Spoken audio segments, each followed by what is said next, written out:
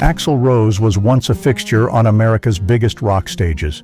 Tens of thousands of fans packed in just to catch a glimpse of him striding out with long hair, a steely gaze, and an attitude nobody dared challenge.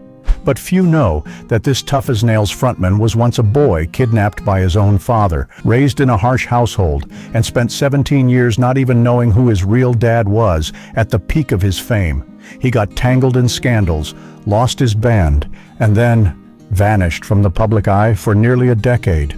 No one knew where he went or what he did, only that when he re-emerged. He was living in a $1 million mansion, driving rare supercars, and sitting on a fortune worth over $200 million. How does someone the world turned its back on come back stronger, richer, and more private than ever? Let's dive into the journey behind the stage lights, where past pain, controversy, and glory collide.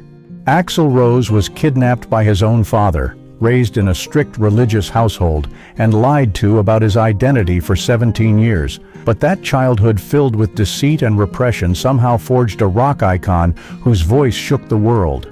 William Bruce Rose Jr. was born on February 6, 1962, in Lafayette, Indiana, into a young working-class family riddled with turmoil. His mother, Sharon, was only 16 when she gave birth. His biological father left when Axel was just 2. The boy grew up in silence. No one spoke of the father who vanished, and no one answered when he dared to ask. After his mother remarried, Axel lived with his stepfather, a devout Pentecostal who believed discipline and faith trumped affection. In that house, music was forbidden, movies were sinful, and emotions had to be buried. Axel was taught to obey, but inside, unanswered questions piled up, year after year. At 7, Axel was kidnapped by his real father. He came back with hazy memories, but the terror was vivid. No one ever brought it up again. And so, he learned to bury everything in music, and in a simmering, nameless anger. At school, Axel was labeled a problem kid, but when he sang in the church choir or quietly played the piano, he felt like he could escape himself.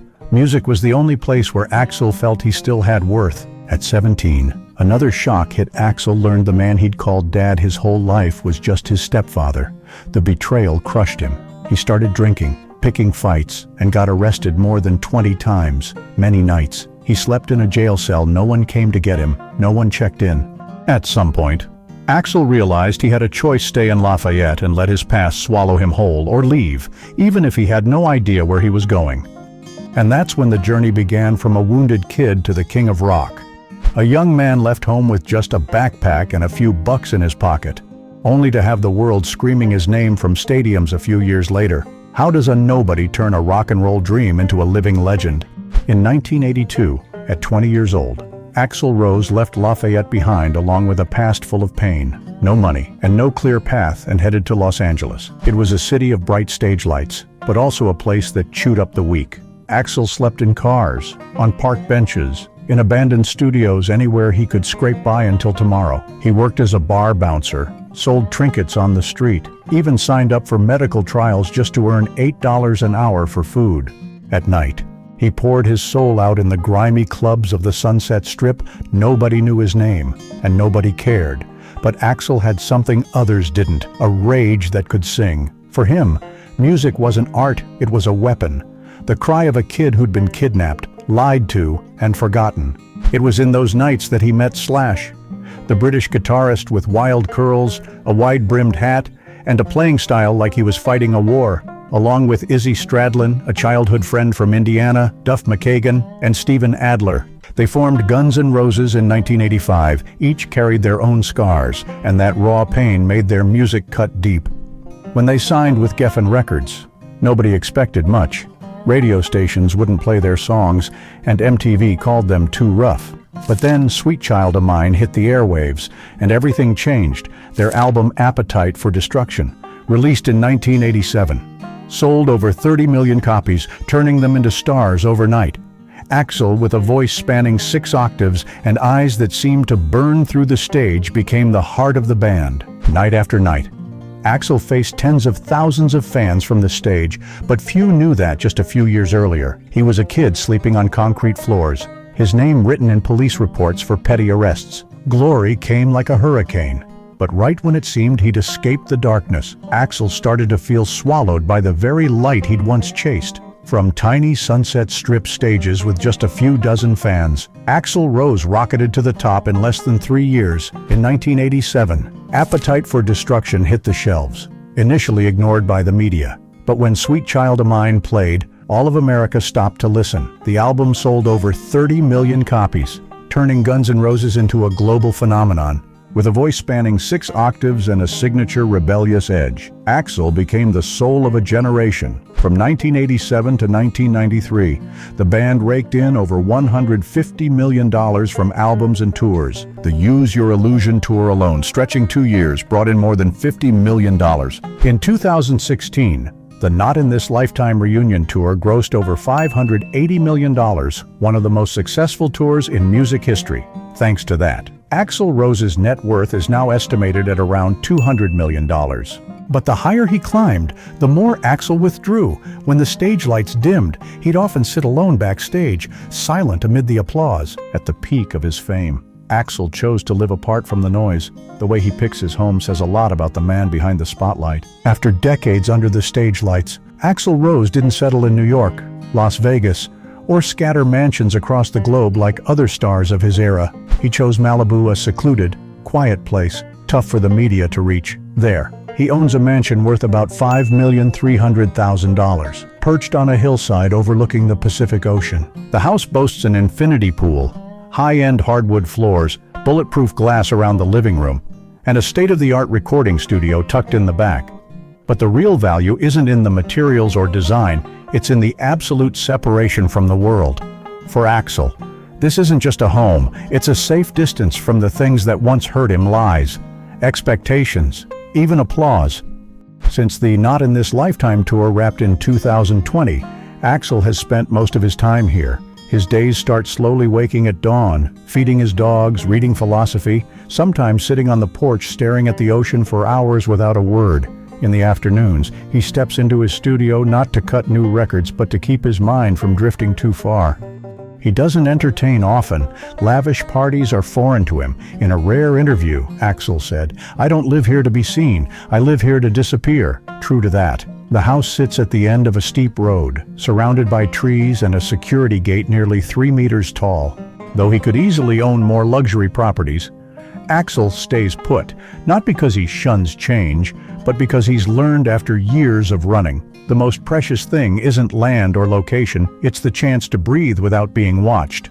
Once a drifter on Los Angeles sidewalks, sleeping in cars, evicted for unpaid rent, he now lives surrounded by nature and total quiet. A voice that once shook the world now just wants to hear itself clear, gentle, and free from judgment. Even in his private life, Axel holds on to a passion for cars, a reflection of his rebellious spirit and unique taste. A Ferrari Enzo, worth over $3,800,000, is the crown jewel of his collection, a globally limited production. Collectors call it not for the masses. With a carbon fiber body, a V12 engine pumping over 650 horsepower, and a top speed exceeding 350 kilometers per hour. The Enzo isn't just a symbol of speed, it's Axel in his prime, bold, untamed, and never bound by norms. The Porsche 918 Spyder, a hybrid hypercar priced at $845,000, carries a different vibe, smoother, more refined, and far quieter. It hides nearly 900 horsepower under the hood. It's like Axel in middle age, no longer roaring like before, but with a power that never faded. This is the car he often drives at dusk, when California's sky and sea blend into one. The Porsche Carrera GT, valued at about $1,300,000, is the mechanical nostalgia in his lineup. With a V10 engine, manual transmission, no ABS, no traction control. It demands the driver feel every move in their bones. Axel says he loves it because it doesn't forgive anyone like his own youth. One wrong move and you pay the price, but that makes every drive a true experience. Unlike other artists who tie their names to car brands or flaunt them for publicity, Axel keeps his collection private. No boasting, no press photos, no music videos featuring his cars. He drives them usually alone like a personal ritual, where control and freedom become one. Axel once fled his past through song. Now, he races through it behind the wheel, each rev a chance to touch what's been lost. To others, they're supercars. To Axel, they're where he's not a star, not an icon, just a man trying to hold on to the feeling of living true in a world that's always tried to define him. For a star who once had stadiums screaming, Axel Rose's daily life is surprisingly serene. He doesn't show up at high society parties, attend award shows, or share personal moments on social media. In his 60s, Axel lives like a man who's weathered a storm and now just wants to hear the wind slow, steady, uninterrupted. His days start early, often before 6 in the morning. He brews coffee, feeds his dogs, then meditates in the garden. One of his unique hobbies is reading philosophy from Tibetan Buddhism to Krishnamurti, not to find ultimate truths, but to keep his mind sharp. Axel said, "I need quiet. I've lived too long in noise." When it comes to spending, Axel isn't flashy. He has security and a personal assistant, but shops for groceries himself and doesn't shy away from cooking. His kitchen is minimalist but orderly, like a studio. Every item he owns has a purpose, not for its price, but for its personal connection.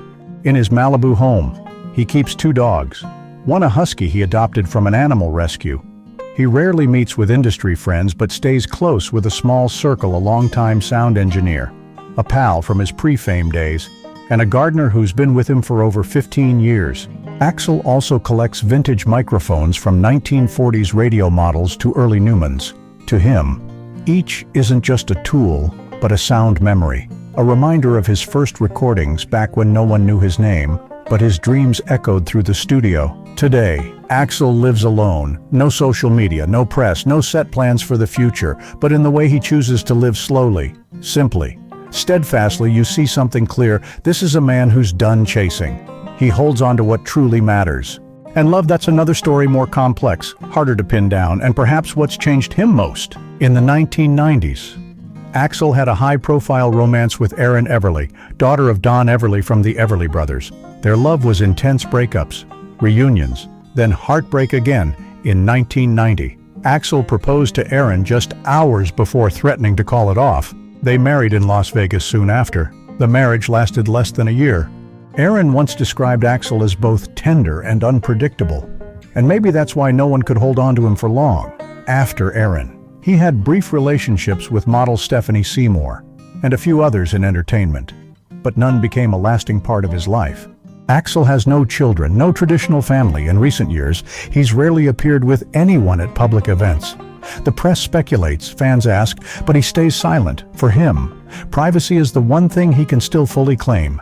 Many have called Axel a loner, misunderstood, but perhaps it's truer to say he's never let anyone in completely. After heartbreak, he's learned to love from a distance through memories, songs, things unbound by the present. And in that oceanfront mansion, during afternoons spent alone with a guitar and the sound of waves, he still sometimes speaks of the one who got away, not by name, but with a far-off look in his eyes.